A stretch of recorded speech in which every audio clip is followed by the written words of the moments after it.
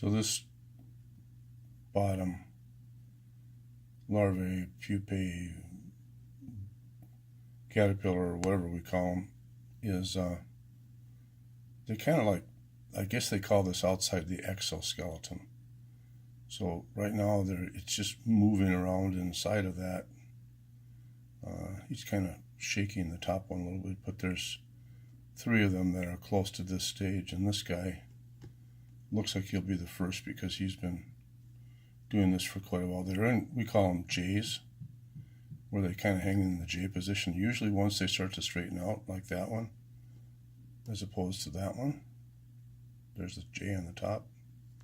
Once they start to straighten out like that, then pretty soon they start getting a green color on the bottom right and the upper right. You'll see the chrysalises of previous ones. That green fluid will start coming out, and it starts from the bottom and goes to the top. And I don't know, I suspect that what it is it's like they almost emerge from the bottom and they push that exoskeleton up to the top. So that'll be one of the last things that falls off. Normally they fall off. If you look at the one on the bottom, it fell off. And on the chrysalis there on the top, you can see that little bit of black. That's remnants of the exoskeleton. Oh, there comes the green. So once that green starts, it happens very fast.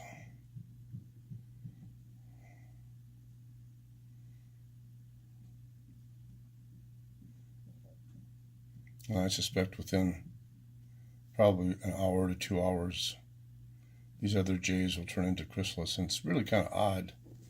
We've been around for almost all of them, and they typically happen around that midday time. I don't know if it's got something to do with light or just a big coincidence.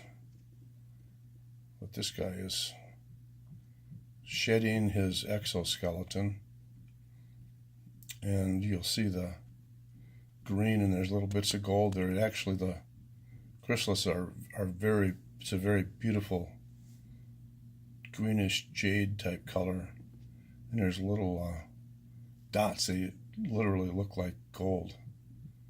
And this guy is moving right along.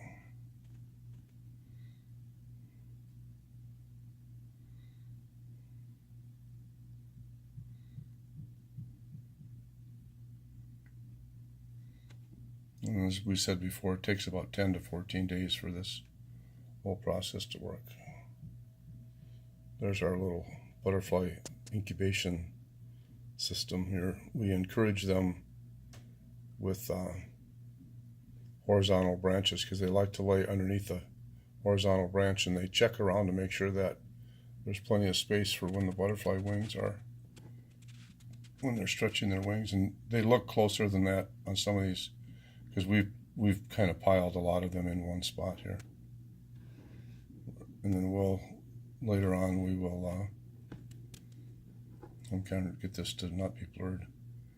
Later on what we'll do is we'll spread them out in a larger container for when they come out.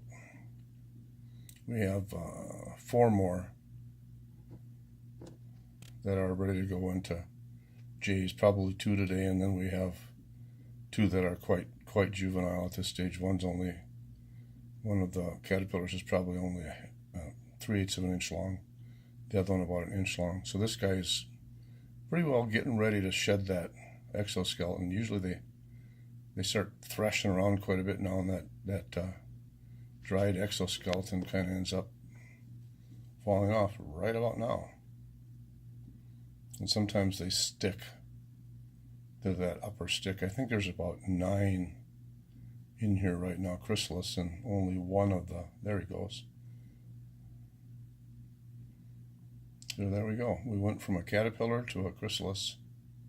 And I'm sure that somebody knows that caterpillar is the wrong term, but that's the one I use. When you're born in 46, you get a free card to use colloquial terms anytime you want. There's no zoological police allowed.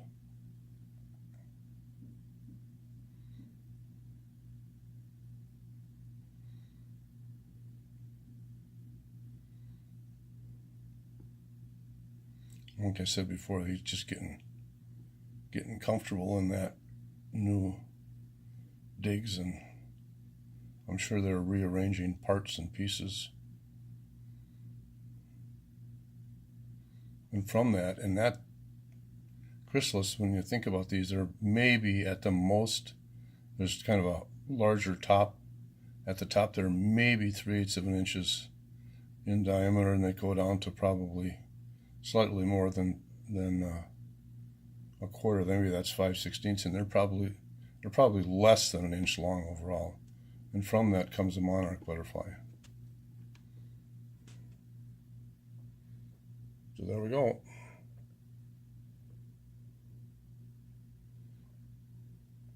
Now I can, well, I guess I have been busy sitting around watching.